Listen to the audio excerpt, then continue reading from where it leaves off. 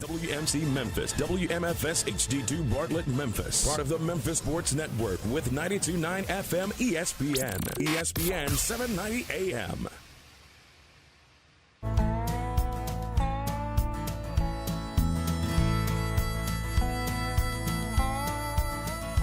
Watch the sunrise, new day's dawning, and it's calling you and me. Where the mighty Mississippi flows by Memphis, Tennessee. We've got woodlands, fields, and water. Hey, there is no better way. You can find out all about it on Outdoors with Larry Ray. Make some time, take a family, ask a friend, but don't delay. Listen up and learn about it on Outdoors with Larry Ray. Listen up and learn about it on Outdoors with Larry Ray. Good Saturday morning. Welcome to another edition of the award-winning Outdoors with Larry Ray on ESPN 790. Brought to you proudly by the Tennessee Wildlife Resource Agency, Gaston's White River Resort, and Barton Power Sports. Now, here's your host, Larry Ray. And welcome back to Outdoors with Larry Ray. I'm Dave Gabbard, one of your co-hosts for this first open mic Saturday in January of 2016. Can't believe that. 16 already. 16 already. It just seemed like just the other day that everybody's worried about Y2K. Yeah. You know, that's 16 I still got years 500 ago. pounds of peanut butter to get rid of. Yeah, you know, and you get a good deal on the generator about Right. now, Oh, I guess. yeah. But Gene Smith with me here in the studio. Larry's out in the field duck hunting. We've let Larry go duck hunting, so he's called in one time, and he'll probably call in here within the next 30 minutes, you know, before we get off the show. But this is Open Mic Saturday. You know, if you want to call in, it's 274-7979 or 800-759-6279. Of course, this is the last hurrah for the deer hunters. Got the last youth hunt going on. And our next guest knows a little bit something about deer. Got Daniel Stanfield. Hey, Daniel, you with us? I'm with you. Daniel's our TWRA Region 1 big game and fur bear coordinator. You know, our deer guru and Mr. Muskrat, I guess you'd call him, but with the fur bears. But, you know, we were talking the other day. It's been a little strange deer season. It has. And I know we were talking about at the top of the show when we first came on the air about the, you know, emergency closure, you know, up there Right. in northwest Tennessee because of the high flood waters. And I know, you know, Daniel's also, you know, avid duck hunter, like, you know, a lot of outdoorsmen. And I know his blind up there in Lauderdale County below the levee. What's the water like up there? Y'all got plenty. I know you got plenty of water.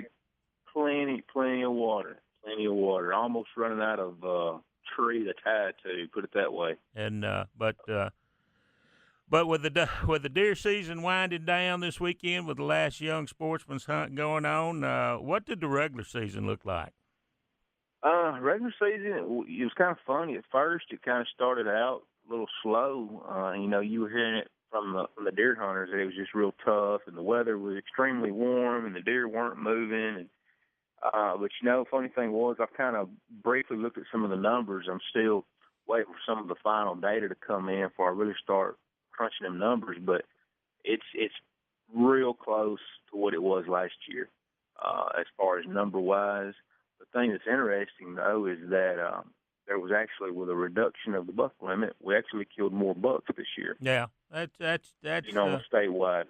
You know, that's a trend that you know, I know through my career with the agency. Mm-hmm. I know one time before when we went to the 2 buck limit, you know, decades ago, that there was a little increase. You know, people said, well, I got to get my second buck. You know, yeah, and, I think so. Everything, but And then again, too, maybe we're getting a few more deer hunters out there.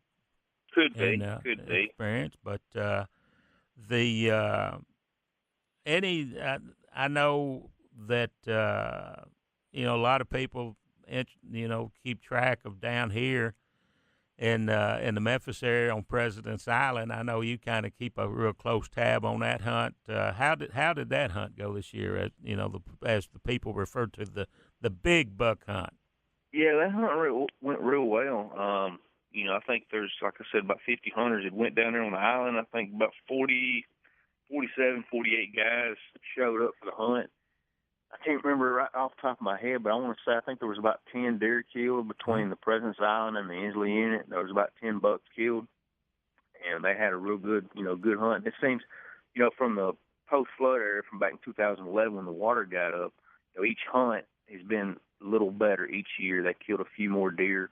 So, them deer got pushed off the island, but, they gradually make it back there. That's their home range. They're going to come back. That's where safety zone their eyes are at. And, that's where their comfort zone is. So mm-hmm. I know I was noticing some of the press this week, all the high water here along, in the Memphis area. They was talking about deer, being pushed up out of the bottoms, in the suburbs, Right. And so any advice you want to have for the listeners out there about, if they see deer in places you not normally see deer? Yeah, just, main thing is just, be smart about it. Don't get out there and try to save them or rescue them. The deer just being pushed out because of the flooding, and as that flood waters fall back out, they're going to go back to where, like I said, where they call home at. Everybody kind of gets a bit out of shape. I know in 2011 it was the first big flood for a lot of people, and we were getting calls, beavers, raccoons, coyotes, everything in unusual places, and there's really nothing we can do about it. They just get displaced because of the water. And there'll be a lot of calls. I'm pretty sure coming into the regional office this week, because I don't think the water around Memphis is supposed to crest till about midweek. So that means it's still rising a little bit. So there's going to be, as you say, critters in places where you don't normally see critters. And I hear duck calls. Hey guys, I hate to break in on Daniel, but hey, we just killed again. Well, we've got some other ones coming in here right now, and I hate to take away from the deer time, but this is prime time right now. Listen to some music for a minute. Here we go. And it stopped. And Larry sang bass. I love it. Don't y'all love that? Oh, yeah. Yeah, okay. All right, so we got one gadwall. We've got low bug roots coming in right now. What was that? Somebody just died on the line. That was Brother Darrell's calling, helping you call duck. Okay. Oh, goodness. But I don't know him in the microphone like that, if that's electronic call or not. Oh, yeah. We're in the pit, flooded field. In front of us. Wind hasn't picked up yet, and I know that this is a lot of water here. Daniel knows all about a lot of water, but oh, golly, go, come on. Somebody shoot. Yeah, golly. Oh, there you go. Okay, I can't get any better than that, guys. Okay? All right? Daniel, take over. Talk to your host, okay? Talk to y'all later. Bye. Okay. Larry gets excited, doesn't he? Yeah, got the duck. But, well,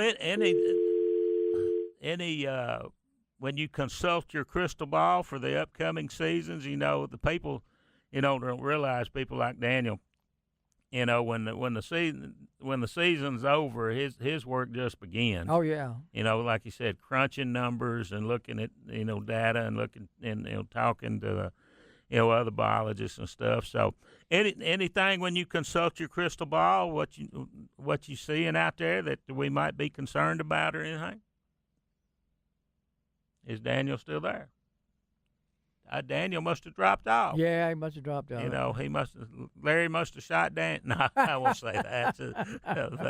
But yeah, I was going to say that it's amazing the work these guys got go Daniel through. Back on there. Okay, we got Daniel. You back with us, Daniel? is there? Are you back with us? I'm here. Can you hear me? Okay. I thought Larry shot the phone out of your hand there when they shot duck hunting. Oh, okay. Our phone system is being all sorts of goofy this morning. Oh, okay.